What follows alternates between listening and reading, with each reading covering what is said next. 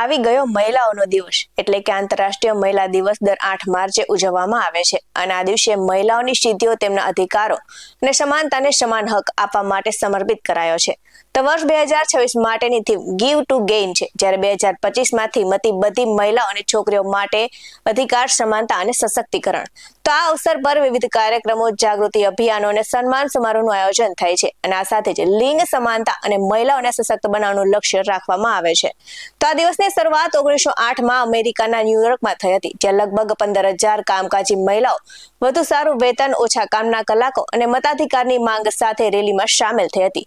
તો 1909માં અમેરિકામાં સૌપ્રથમ મહિલા દિવસ ઉજવાયો હતો અને 1910માં સોશિયલિસ્ટ ઇન્ટરનેશનલના કોપેનહેગન સંમેલનમાં આ દિવસને આંતરરાષ્ટ્રીય દરજ્જો મળ્યો હતો અને 1975માં સંયુક્ત રાષ્ટ્ર દ્વારા તેને અધિકૃત માન્યતા મળી છે. તો 8 માર્ચને પસંદ કરવામાં આવવાનું કારણ એ છે કે 1917માં રશિયાની મહિલાએ રોટી અને શાંતિની માંગ સાથે હડતાલ કરી, જેના પરિણામે જ્યારે સત્તા છોડી દીધી અને મહિલાઓને મતાધિકાર મળ્યો. તેથી દર વર્ષે 8 માર્ચે આ દિવસ ઉજવવામાં આવે છે. આ માહિતી રેકોર્ડ્સને આધારિત છે. BS9 ટીવી ન્યૂઝ આવી કોઈ પુષ્ટિ નથી કરતું.